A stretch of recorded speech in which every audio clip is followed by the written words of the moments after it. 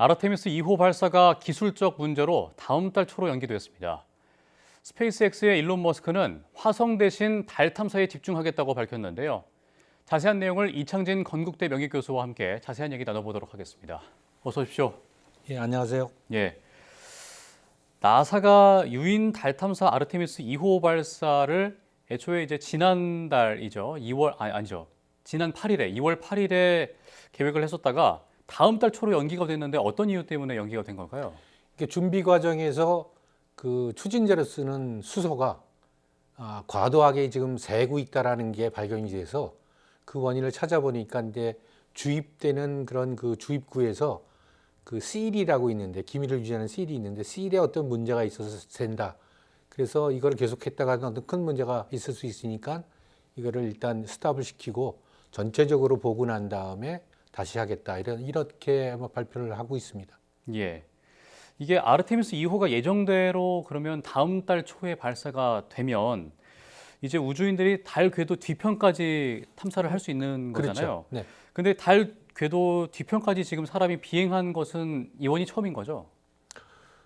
그렇죠. 의도를 갖고 이제 비행하는 건 이번에 처음인데 사실은 이제 달에 가는 방법이 두 가지가 있습니다. 하나는 뭐냐면 달 중력권에 들어가서 달 궤도에 들어가는 방법이 있고 예. 그냥 달을 지나치는 방법이 있습니다. 그러니까 달 궤도에 들어가려고 그러면 이제 여러 가지 좀 복잡한 문제가 있고 달을 그냥 지나치는 거는 그렇게 큰 어려운 문제가 아닌데 예.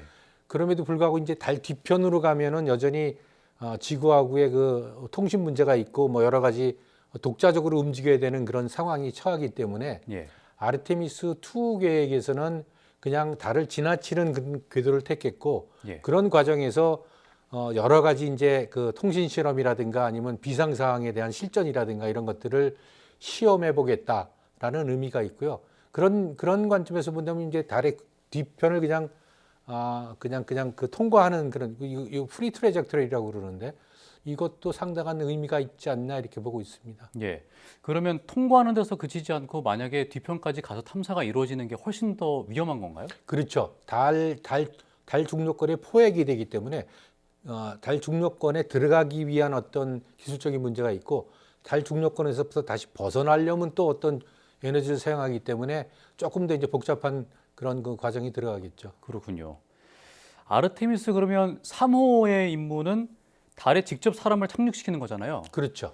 착륙지가 이제 달 남극 부근인데 네. 이 지역에 착륙을 하는 특별한 이유가 있을까요?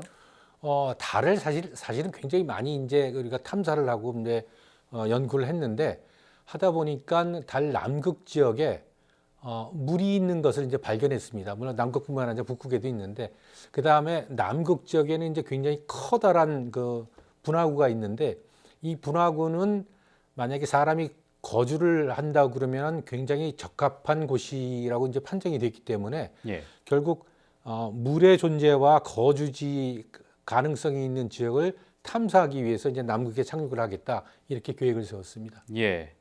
근데 그런가 하면은 스페이스X의 일론 머스크는 최근 화성 대신에 달 탐사에 집중을 하겠다 이렇게 밝혔는데 네. 어떤 배경이 있는 걸까요? 화성은 이제 그만두고 이제 달만 하겠다 이런 건 아니고요. 원래는 이제 화성을 목표로 달을 중간으로 하겠다 그랬는데 이제 이 순서가 좀 바뀐 거죠.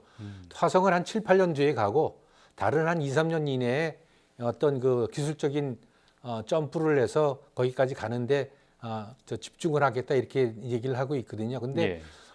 그 굉장히 현실적이고 많은 사람들이 그게 이제 맞는 거다, 방향성이 맞는 거다라고 얘기하고 있지만 사실 실상을 보면은 그 스페이스X가 스타쉽이라는 거대한 그런 우주선을 만들고 있거든요. 근데 그게 달 착륙을 위한, 그러니까 달 궤도선에서부터 달 착륙을 위한 달 착륙선의 역할도 동시에 하게 되어 있습니다. 그런데 지금까지 12번을 시험을 했는데 그중에 5번만 성공을 했습니다. 그리고 이제 올해는 굉장히 상당히 중요한 어떤 또 시험을 하게 돼 있는데 이 시험에 대한 어떤 기술적인 완성도가 그렇게 크지 않다라고 지금 나사는 보고 있어요. 그래서 이런 것들을 좀 집중을 해서 제 시간 내에 끝내길 바란다라는 그 메시지를 주고 있는 것 같아요. 예. 그러니까 이렇다 보니까 이제 앨런 머스크 입장에서는 화성으로 가겠다라고 이렇게 좀 좀 먼 얘기를 하는 것보다는 달에 먼저 집중을 하는 게 여러 가지 정황을 봐서도 본인한테도 이익이 되고 그 실현 가능성도 있으니까 이렇게 그 입장을 바꾼 게 아닌가 이렇게 많은 사람들이 추측을 하고 있습니다. 아, 그렇군요. 네. 근데 머스크가 밝힌 목표가 10년 안에 달에 자체 성장 도시를 건설을 하는 것을 목표로 제시를 네. 했는데 자체 성장 도시라는 게 정확하게 어떤 개념인 거고 또 얼마나 실현 가능성이 있다고 보세요? 그러니까 영어로 얘기하면 이제 self-growing and sustainable city라고 얘기하는데, 네. 그러니까 스스로 의식주 에너지가 다 해결이 돼야 됩니다. 의식주 에너지 물론 이제 자원까지 해결이 돼야 되는데, 그러려면 그 물이 있어야 되고, 물로 이제 공기를 만들어야 되고, 그 다음에 뭐 주거 시설도 만들어야 되고, 근데 그것뿐만 아니라 에너지도 만들어야 되거든요. 예. 그 다음에 또 하나는 이제 통신이 또 가능해야 되고, 아, 그다음에 이제 의약품도 있어야 되고 뭐 여러 가지가 있어야 되는데 이런 것들이 다 갖춰져 있는 걸 우리가 셀프 그로잉 서스테이너블 시티라고 얘기를 한다면 보통 이렇게 정의됩니다. 그러면 앨런 머스크가 얘기한 10년 이내에 이게 가능할까? 그거는 아니라고 보고요. 약간 과장된 면이 있지 않나 이렇게 보고요. 예. 그럼에도 불구하고 한 10명 미만의 사람들이 거주기지를 만들어서 일종의 전초기지 역할을 할 수 있는, 물론 이제 이런 경우에는 물자들을 외부에서 공급을 받아야 되는데 그런 외부에서 공급받는 물자로 생활을 하고 어떤 임무를 수행할 수 있는 것은 충분히 가능하다 이렇게 보고 있습니다. 그래서 아마 앨런 머스크의 그 속성상 약간 과장된 면이 있는 것을 감안한다면 전초기지 정도는 충분히 가능하다 이렇게 지금 내다보고 있습니다. 예. 그러니까 여기서 말하는 자체 성장 도시라는 게 궁극적으로는 아예 이주를 하게 되면 거기서 다시 지구로 돌아올 필요가 없이 그렇죠. 가능한 것들을 다 구축하겠다 이런 의미로 한 거고 일단 단기간적으로 봤을 때는 우주 정거장 정도의 역할은 충분히 가능할 수 있겠네요. 가능하다고 보고 있습니다. 네. 예. 네. 그리고 또 제프 베이조스의 이제 블루 오리진도 달 착륙선 개발에 지금 박차를 가하고 있는데 예. 이 글로벌 우주 기업들의 전망에 대해서는 어떻게 보십니까? 아주 재밌는 그런 비유가 될지 모르겠지만 미국 정부 입장에서는 절대로 독점적인 공급을 받거나 독점적 수요를 인정하지 않습니다. 그러니까 달도 마찬가지고요. 아무리 스페이스X가 뛰어나더라도 독점적으로 그 발사 서비스나 아니면 스타링크나 같은 그 인터넷을 점유를 하면은 국가 자체로는 굉장히 손해라는 그런 경험을 갖고 있기 때문에 네. 경쟁의 입장에서는 제프 베이조스의 그 블루 오리진이 충분히 성장할 가능성은 있습니다. 그래서 두 회사가 이제 경쟁하는 경쟁 구도를 형성하면 국가 입장에서는 훨씬 더 많은 것들을 적은 비용으로 할 수 있는 그런 계기가 되겠죠. 예. 근데 요거는 이제 기업의 입장이고요. 그 달에 대한 경쟁은 이제 우리가 두 가지를 보는데 하나는 회사적인 경쟁과 국가적인 경쟁이 있는데 회사적인 경쟁도 블루 오리진과 스페이스 X가 있고 국가적인 경쟁은 이제 미국하고 중국에 있는데 이게 이제 점차로 격화되고 있는 그런 형국이라고 말씀드릴 수가 있습니다. 예.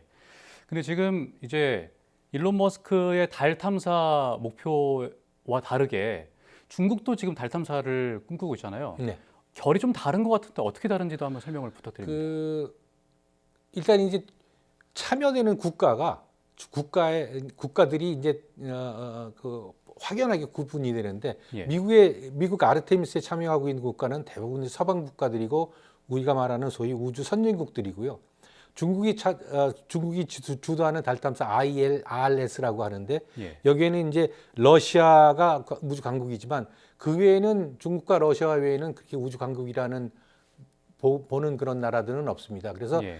일단 경제적인 뒷받침이나 기술적인 뒷받침이 아르테미스 사업은 국제적인 어떤 협조 체제를 구축을 했지만 중국이 하는 그런 달 탐사 혹은 달 개척 사업은 경제적인 것과 기술적인 것을 모두 중국이 혼자서 짊어지는 형국이라 예.